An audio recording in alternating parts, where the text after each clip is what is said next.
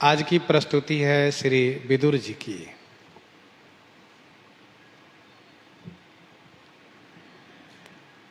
श्री विदुर जी महाराज साक्षात धर्मराज के अवतार हैं।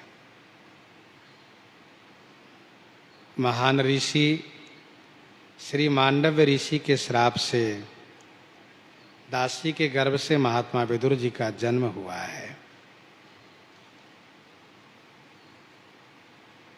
एक बार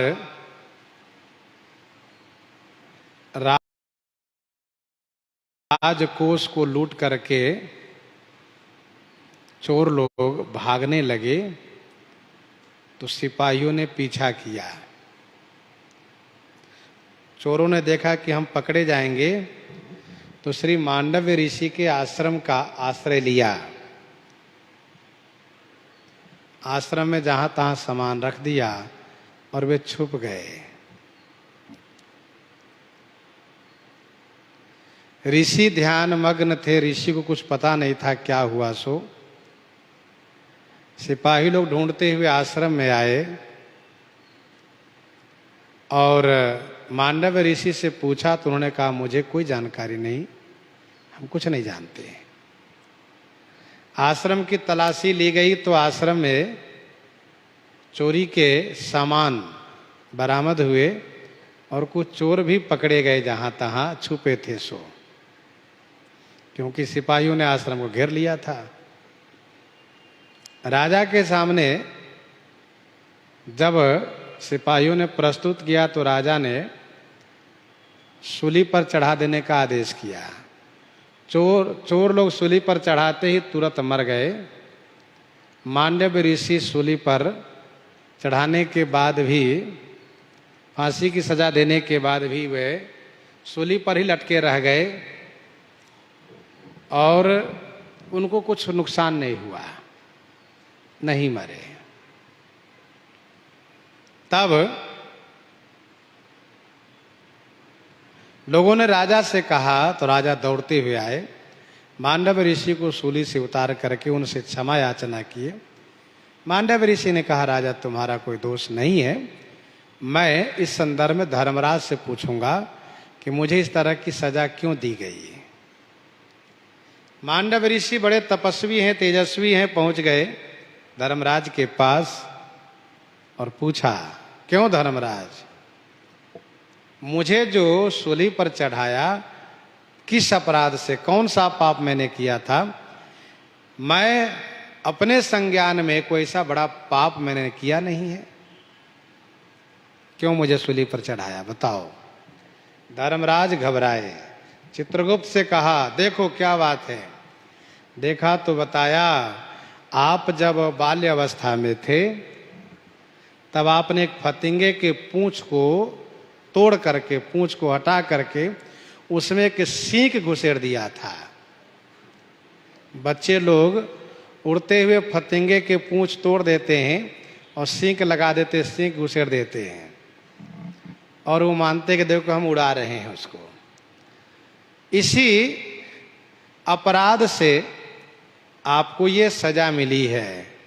मांडव्य ऋषि ने पूछा तब मेरी उम्र क्या थी? तो उसने कहा कि आपकी उम्र 4-4.5 वर्ष की थी। तब उन्होंने कहा, मांडव्य ने कहा कि तुम लोग बड़े लापरवाह हो। 5 वर्ष के पूर्व का अपराध माना नहीं जाता है, क्योंकि तब बालक को ज्ञान नहीं होता है, अनजान का अपराध होता है, इसलिए वह अपराध मान्य नहीं होता है। तुम और तुम्हारे कर्मचारी लोग प्रमादी हो गए हैं। इसका मतलब यह है कि इसी प्रकार से बहुत ऐसे निरपराधी लोग दंडित होते हैं और तुम बैठे रहते, तुम्हें कुछ पता नहीं है। इसीलिए मैं तुम्हें श्राप दूंगा जिसे तुम सुधार कर सको, तुम समझ सको कि इस प्रकार से गलती करने की क्या सजा मिलती है।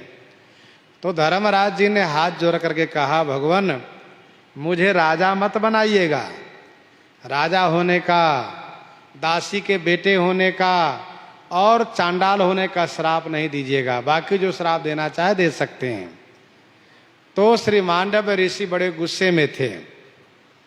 स्वाभाविक है, जिसको क्रोध आया हो और उसको मना कीजिए कि देखो तुम भले गाली दे रहे हो, उनका नाम मत लेना, तो उसका नाम जरूर लेगा, क्योंकि क्रोध में होता है। क्या करूंगा, उसी का नाम लूंगा। इन्होंने कहा 3 श्राप मुझे मत देना। मांडव्य ने कहा तुम तीनों बनो, तब तुम्हें समझ में आवे। तो इसीलिए उसी श्राप के परिणाम स्वरूप धर्मराज जी एक ही समय में 3 रूप में दिखने लगे। युधिष्ठिर जी महाराज हुए राजा के रूप में, दासी पुत्र विदुर के रूप में हुए, और सोपच चांडाल के रूप में हुए सोपच वाल्मीकि। 3 रूप इनका उस समय देखा गया। श्री विदुर जी महाराज दासी पुत्र थे। सत्यवती जी के कहने पर दासी के द्वारा भगवान वेदव्यास जी ने विदुर जी का जन्म कराया था। विदुर जी बहुत बड़े विद्वान, धर्मज्ञ, नीति प्रिय थे। इसीलिए धृतराष्ट्र के पुत्रों के विचारों से सहमत कभी नहीं रहते थे और वे लोग इनसे चिढ़ते थे, तथा पांडु पुत्र से हमेशा सहमत रहते थे और उनके संरक्षण दिया करते थे। धर्म को लेकर के हमेशा बहस करते थे राजा धृतराष्ट्र से, और नीति के विरुद्ध बात पर वे खुल करके बोलते थे। लक्षागृह से जब पांडव पुत्रों को बचाना हो, पांडु पुत्रों को बचाना हुआ, इन्होंने इस सुरंग तैयार करवाया और आगे नौका नदी पार कराने के लिए नौका का प्रबंधन कराया, और हमेशा समय समय पर पांडु पुत्र का उत्कर्ष हो, कल्याण हो, उसमें विदुर जी हमेशा लगे रहते थे। अंतिम में जब यह निर्णय हो गया कि युद्ध होगा ही, युद्ध न हो उसके लेकर के विदुर जी ने बहुत प्रयास किया। श्री द्रौपदी जी को जब सभा में ला करके निर्वस्त्र करने का जब कार्य आरंभ किया है, दुर्योधन ने दुशासन से कहा है, तो विदुर जी ने विरोध किया इस बात को, पर विदुर जी की बात को मानी नहीं गई, उनकी बात मानी नहीं जा रही थी। विदुर जी ने जब जाना कि युद्ध निश्चय युद्ध होगा ही, तो उनका हृदय बड़ा द्रवित हो उठा। कोमल हृदय वाले विदुर जी ने सोचा युद्ध बड़ा खून खराबा होगा, बहुत लोग मारे जाएंगे। विदुर जी महाराज तीर्थ यात्रा पर निकल गए। कहा मैं यहाँ रहूंगा ही नहीं, न रहूंगा न देखूंगा। विदुर जी तीर्थ यात्रा पर चले गए, और तीर्थ यात्रा के बाद जब तक लौटे तब तक तो सारा खेल ही खत्म हो चुका था। फिर तो उद्धव जी से मुलाकात इनकी हुई है। प्रस्तुत प्रसंग में विदुर जी के प्रेम कथा को वर्णन श्री प्रियदास जी महाराज कहते हैं, भगवान श्री कृष्ण समझाने के लिए गए थे दुर्योधन को कि तुम 5 भाई पांडव को 5 गांव दे दो और लड़ाई झगड़ा खत्म करो, लड़ाई झगड़ा न हो ऐसा करो तुम। लेकिन दुर्योधन जिद पर अड़ा है कि बिना युद्ध के मैं सुई के अगला भाग के बराबर भूमि नहीं दे सकता हूं।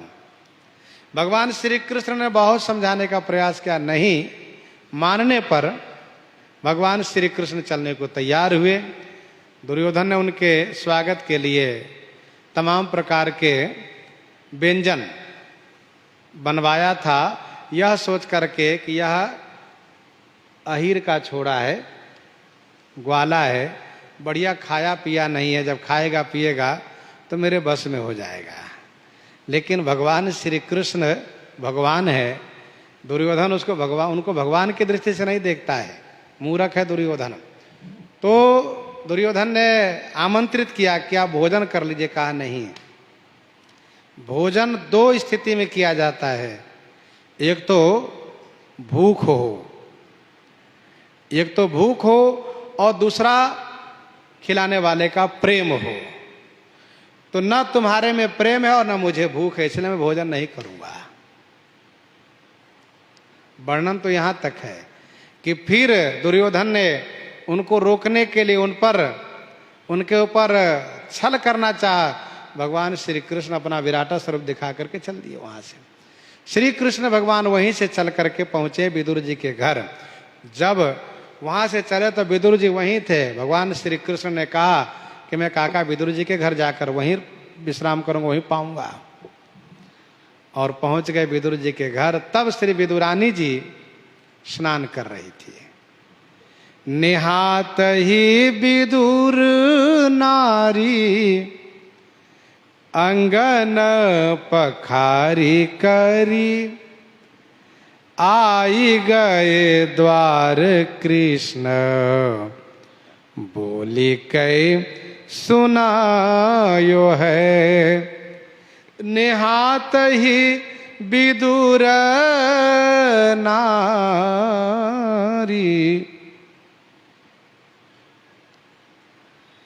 श्री विदुर जी की पत्नी श्री विदुरानी जी। भाई महिमा तो गाई गई है विदुरानी के प्रेम की। विदुरानी जी स्नान कर रही थी अंगन पखारी कर, हाथ पांव धो करके फिर स्नान कर रही थी अंगन पखारी कर। ऐसी भी प्रसिद्धि है कि धनाभाव के नाते वस्त्र का अभाव था, इसलिए निर्वस्त्र होकर स्नान कर रही थी। वस्त्र को अलग रख दी थी, बंद कमरे में स्नान कर रही थी। आई गए द्वार कृष्ण बोली कई सुनायो है। भगवान श्री कृष्ण द्वार पर आए और उन्होंने काकी काकी कह करके पुकारना शुरू किया। बोली कई सुनायो है। जैसे ही सुनाया, सुनत ही स्वर सुधि डारी लई निदरी, मानो राख्यो मद भरी दौरी, आनी कई चितायो है। सुनत ही स्वर, श्री कृष्ण की आवाज। बिरहिनी के श्रवणनी परई, बिरहिनी के श्रवणनी परई, जो प्रियतम के बैन, सुधि बिसरई तन भवन की, ऐसो आवत चैन। सुधि डारी लई निदारी, मानो मानो शरीर की सुधि को निरादर पूर्वक डाल दिया, बहा दिया। शरीर की सुधि ही नहीं रही। प्रियतम श्री कृष्ण की आवाज जब श्रवण गोचर हुई तो तुरंत भागी भागी आई। राख्यो मद भरी, मद भरी, मद माने प्रेम, मद को भरी रखी, अर्थात प्रेम में उन्मत्त होकर के दौड़ी हुई आई। दौड़ी आनी कई चितायो है। आकर के दर्शन किया श्री कृष्ण को द्वार खोल करके। डारी दियो पीत पट कटी लपटाए लियो, हियो सकुचायो बेस बेगी ही बनायो है। डारी दियो पीत पट। भगवान श्री कृष्ण तुरंत अपना पीतांबर उनके शरीर पर डाल दिए और उन्होंने झट से अपने कमर में लपेट लिया। और लपेटने के बाद हियो सकुचायो, बड़ा संकोच हुआ और तुरंत घर के भीतर गई और कपड़े पहन करके तुरंत आ गई। बेस बेगी ही बनायो है। शीघ्राति शीघ्र वेश बना लिया श्री विदुरानी जी ने। बैठी ढीग आई केरा छीली छिले का खवाई।